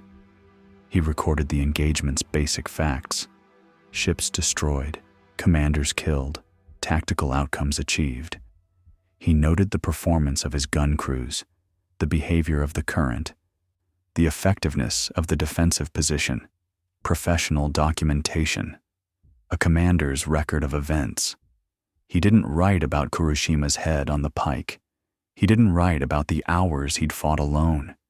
He didn't write about his wound or his son or the moment when the current changed and everything became possible. "The battle ended at sunset," he wrote. "Many enemy ships burned. Our fleet remained whole. That was all." 8 words to contain 12 hours of violence, impossible odds, and the survival of a nation's naval power. Yi Sun-sin closed the diary, set down the brush, and went to sleep aboard a ship that shouldn't have survived the day. Outside, the Myeongnyang Strait ran its ancient currents through darkness, carrying the last debris of battle southward toward the sea. Somewhere in that water, Kuroshima's headless body drifted with the tide, armor dragging it toward depths where no one would ever find it.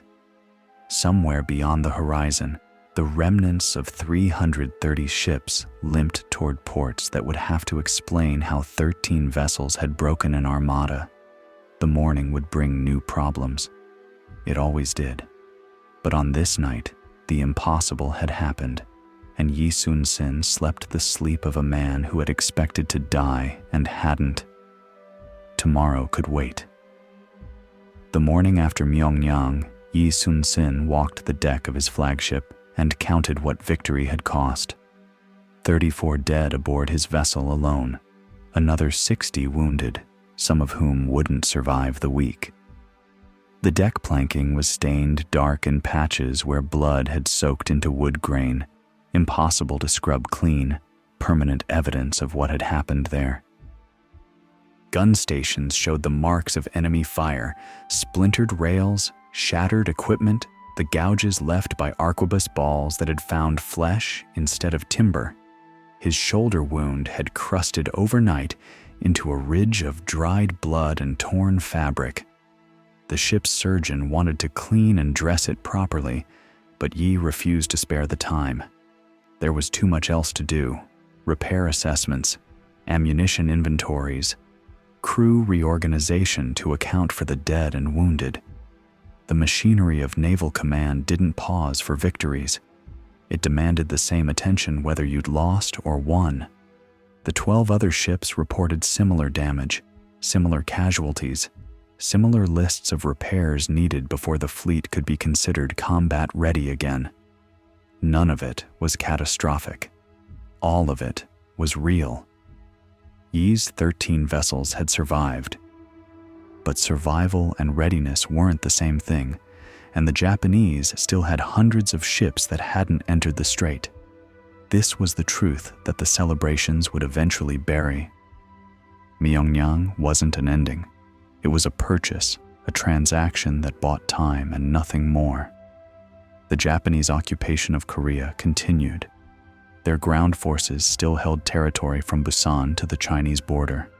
Their strategic position remained fundamentally sound, constrained only by the supply difficulties that Korean naval resistance kept imposing.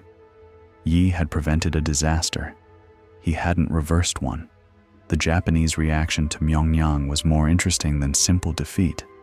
Commanders who'd survived the battle returned to their bases and wrote reports that the historical record has largely preserved.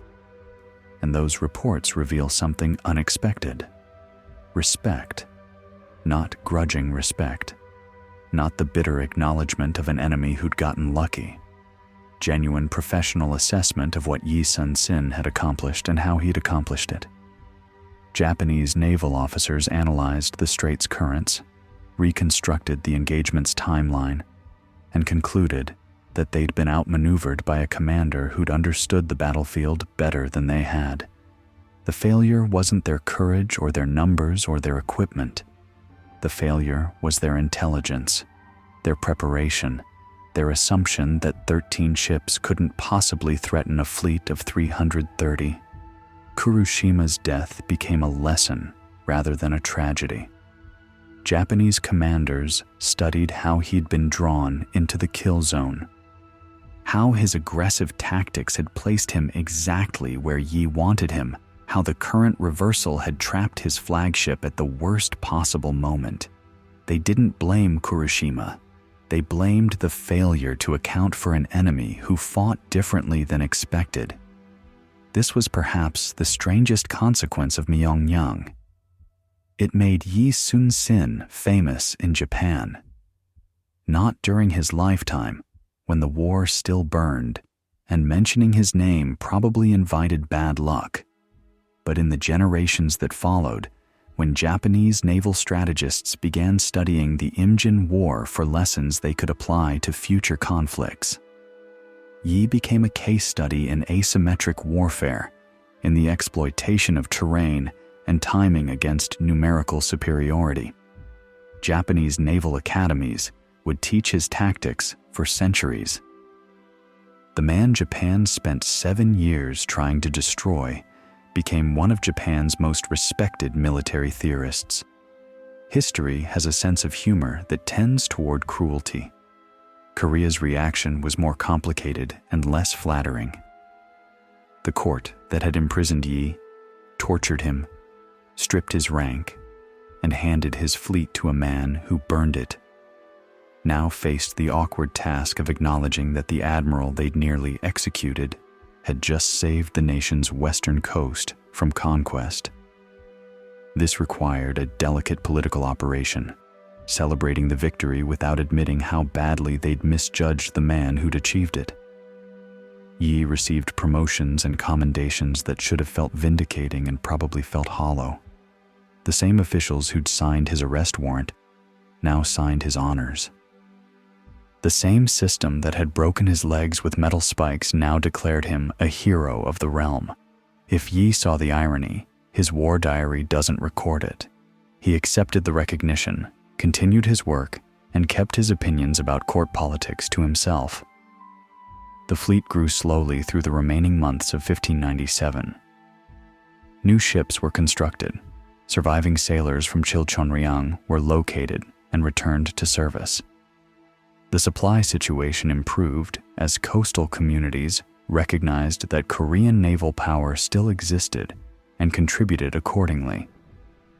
By early 1598, Yi commanded a force of several dozen vessels, still far short of what he'd lost, but substantial enough to maintain the Western Sea denial that had been his strategy from the beginning. The war's final act began in the summer of 1598. When Toyotomi Hideyoshi died in Japan, and his successors began negotiating withdrawal from the Korean peninsula, the invasion that had consumed 7 years and hundreds of thousands of lives was ending not because Korea had won, but because the political situation in Japan no longer supported continuation. The samurai who'd conquered Korea needed to return home and contest succession.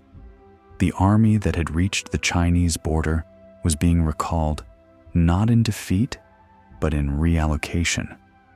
This should have been the end of the fighting. It wasn't.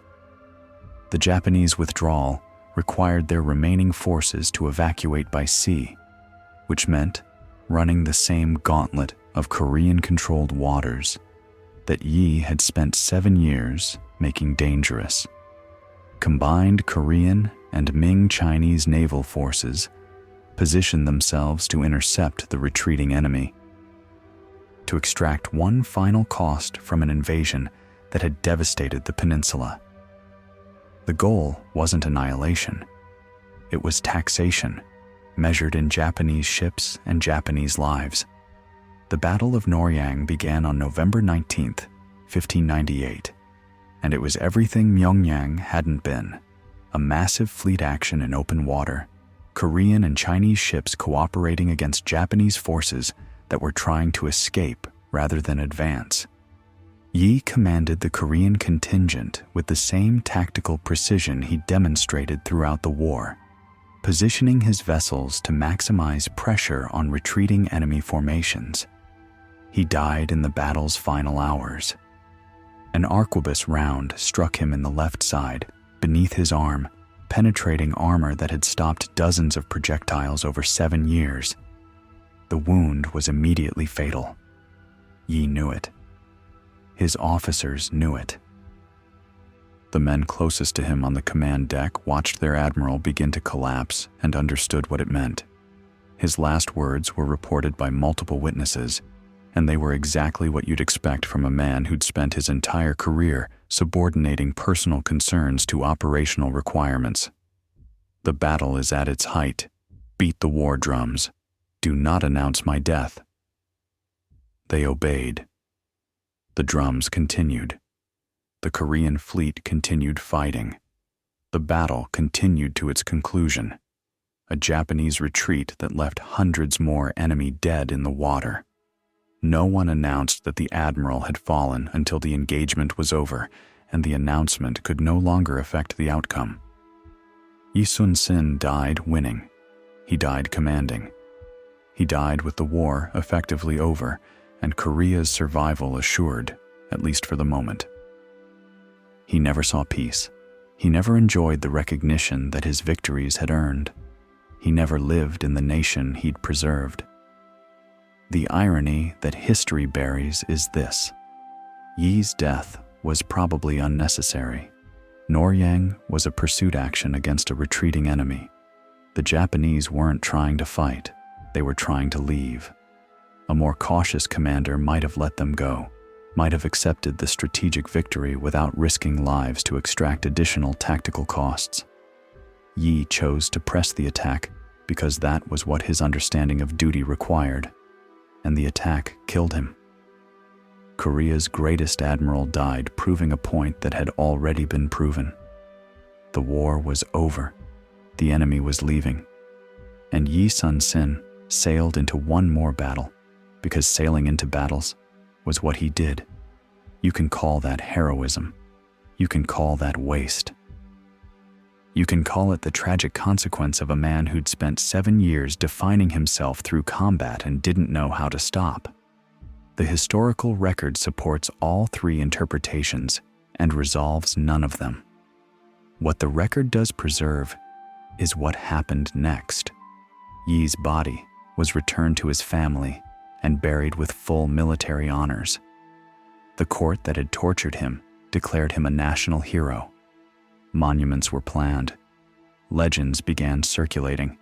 Within a generation, Yi Sun-sin had transformed from a controversial admiral who disobeyed royal orders into a semi-mythical figure whose tactical genius had single-handedly saved Korea from Japanese conquest. The transformation tells you more about how societies construct memory than it does about Yi himself. Nations need heroes, and heroes require simplification. The Yi Sun-sin, who emerged in Korean popular memory, was infallible, divinely favored, a figure of supernatural competence who'd never experienced doubt or made mistakes. The actual Yi, the man who'd failed his first military examination, who'd been passed over for promotion throughout his early career, who'd been imprisoned and tortured by his own government, disappeared into the legend that replaced him. Myeongnyang became the centerpiece of that legend. 13 ships against 330. The impossible victory that proved Korea's fighting spirit couldn't be crushed. The battle that demonstrated what one brilliant commander could accomplish against overwhelming odds. What got erased was the 2 hours Yi had fought alone. What got erased was the captains who'd hesitated, who'd let their trauma from Chilchunryang override direct orders, who'd only joined the battle after Yi had already proven survival was possible. What got erased was the current reversal that had nothing to do with Korean valor and everything to do with planetary physics. What got erased was the luck that had put Kuroshima in exactly the wrong position at exactly the wrong moment. The legend needed clean heroism. The reality was messier, more human, more dependent on variables that couldn't be attributed to any individual's greatness. Yi Sun-sin was brilliant, but he was also fortunate. He was courageous, but he was also positioned at an intersection of geography and timing that amplified his courage into improbable victory. The man deserves enormous credit. The myth gives him credit for things that weren't his to claim. This is what history does. It takes complicated truths and renders them into stories simple enough to remember. The stories aren't wrong exactly. They're just incomplete in ways that serve particular purposes. Korea needed Yi Sun-sin to be superhuman because superhuman heroes create national identity. The actual human, with his failures and his luck, and his complicated relationship with the government that nearly destroyed him, was too messy for the memorial function he was required to serve. 400 years later, Yi Sun-sin's statue stands in Gwanghwamun Square in Seoul, one of the most prominent monuments in the Korean capital. Tourists photograph it without knowing more than the basic outline of his story. Great Admiral, Impossible Victory, National Hero. The statue shows him in armor, sword at his side, gazing out over a city that didn't exist in his lifetime. It doesn't show the prison cell where they drove spikes through his shins. It doesn't show the moments of doubt recorded in his war diary. It doesn't show the battlefield wound he packed with torn cloth so he could keep commanding. Statues never show that. Statues show what nations want to remember about themselves. The Korean Navy named ships after Yi Sun-sin. The Korean military established awards in his honor. His image appeared on currency and stamps, and the kind of official communications that governments use to signal what they consider important. He became, in death, more useful to the nation than he'd ever been allowed to be in life, a symbol that could be deployed without the inconvenient complications of actual personhood. His war diary survived. The brushstrokes are still visible on paper that's been preserved for 4 centuries, and you can read his actual thoughts if you want them, his daily observations about weather and provisions and fleet movements, his occasional lapses into personal revelation. My heart is burning. This servant's death approaches. The voice that emerges from those pages is quieter than the legend, more practical, more focused on logistics than on glory. He was an administrator who happened to be brilliant at naval combat. He was a man who understood supply chains and current patterns and the mathematics of naval gunnery. He wasn't a mystic or a sage or a figure of supernatural intervention. He was a professional who mastered his profession so completely that mastery looked like magic to people who didn't understand what they were seeing. That's the truth that Myeongnyang teaches, if you're willing to learn it. Not that courage conquers all. Not that underdogs always triumph. Not that destiny favors the righteous. The truth is simpler and harder. Victory goes to those who understand the battlefield better than their enemies do. Yi Sun-sin won because he studied the Myeongnyang Strait until he knew its moods like his own heartbeat. He won because he calculated when the current would turn and positioned his fleet to exploit that turning. He won because he identified the one variable that his enemies hadn't accounted for and built his entire strategy around that variable. The courage was real, but the courage was in service to a plan that had been developed through years of methodical observation. There's nothing mystical about that. It's just competence, applied with absolute commitment under conditions that would have broken most people. The Japanese would learn this lesson. In the centuries that followed the Imjin War, Japanese naval doctrine evolved to emphasize exactly the kind of preparation and terrain study that Yi had demonstrated. When Japan built the navy that would dominate the Pacific in the early 20th century, its officers were trained on case studies that included Myeongnyang. The enemy they'd spent 7 years trying to kill became a teacher whose lessons they carried into conflicts Yi couldn't have imagined. Admiral Togo Heihachiro, who commanded the Japanese fleet that destroyed the Russian Navy at Tsushima in 1905, was asked about his victory and reportedly replied that he was nothing compared to Yi Sun-sin. The comparison might be apocryphal. The sentiment wasn't. Japanese naval professionals understood what Yi had accomplished better than most Koreans did because they'd studied the how rather than simply celebrating the what. That's the other irony history preserves. Yi's greatest admirers were his enemies' descendants. Korea turned him into a symbol. Japan turned him into a curriculum. The Myeongnyang Strait still exists, of course. The water still rushes through that 300-meter gap. The current still reverses every few hours, obeying the same tidal rhythms that Yi counted on in October 1597. Modern ships pass through without incident, their engines indifferent to currents that once decided the fate of nations.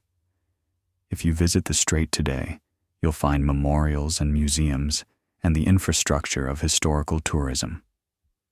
You can stand where Yi stood and look at the water and try to imagine what it meant to see 330 enemy masts on the horizon. You can read plaques that tell the story in the simplified terms that plaques require. You can buy souvenirs commemorating a victory most people outside Korea have never heard of. What you can't do is feel the terror. The numbers on paper don't capture what it was like to do that math and know you were about to die. The museums don't recreate the smell of gunpowder and blood and burning ships. The memorials don't include the screams of men drowning in armor, the crack of hulls splitting on underwater rocks, the particular sound a head makes when it's mounted on a pike. History sanitizes. That's its function. It takes the unbearable and makes it bearable.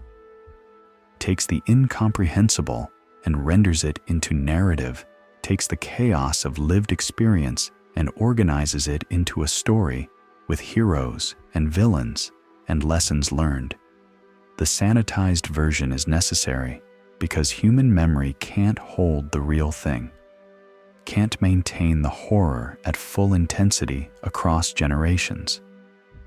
We need the simplified version just to remember that anything happened at all.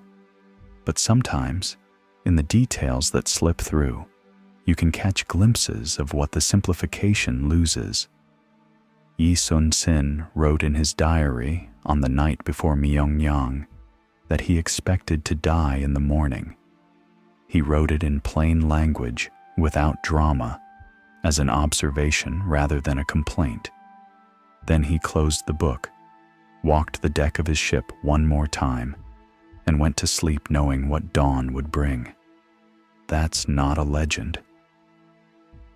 That's a human being making peace with his own death and choosing to face it anyway.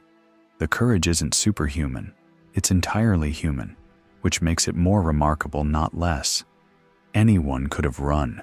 Anyone could have calculated the odds and decided survival was more important than resistance. Yi calculated the same odds and made a different choice. The choice cost him everything and saved the nation. That's the truth that Myeongnyang preserves, beneath all the mythology and memorialization. Not that history rewards the brave, not that righteousness guarantees victory, not that there are formulas for success that anyone can apply. The truth is that some situations don't have good options, and the measure of a person is which bad option they choose and how they choose it. Yi Sun-sin chose to fight with 13 ships against 330 because fighting was the only option that didn't guarantee Korea's destruction. He won because he was brilliant, and because he was lucky, and because the current turned at the moment he needed it to turn. He died a year later because luck runs out, and the universe doesn't take requests. We remember the victory. We forget that the victor didn't live to enjoy it. The Myeongnyang Strait runs its currents through the dark, just as it did on the night of October 25th, 1597. The water doesn't remember Yi Sun-sin. It doesn't remember Kurushima. It doesn't remember the blood it carried or the bodies it swallowed or the impossible arithmetic it helped to break. The water just moves northward and southward, in and out, following patterns that were ancient before humans built ships and will continue long after humans are gone. Somewhere in that water, a memory persists, not in the current or the rocks or the cliffs that witnessed everything. In the story we keep telling, generation after generation, about a man who expected to die and fought anyway. Some things deserve to be remembered. Some things need to be remembered, because they show us what's possible when ordinary people refuse to accept impossible odds. Yi Sun-sin stood on that deck, watched 330 ships approach, and decided that survival wasn't the same thing as surrender. 4 centuries later, we're still talking about what happened next. If you made it this far, you've seen what most histories leave out: the fear, the politics, the luck, the cost that victory demands and doesn't refund. One question worth sitting with: when the odds are impossible and the outcome looks certain, what makes some people fight anyway? And what does it mean that we celebrate their victories without asking whether they'd have traded places with anyone who walked away? Next time, we're looking at another battle where the numbers said one thing and history said another. Different ocean, different century. Same question about what makes people choose the hard death over the easy surrender. Stay tuned.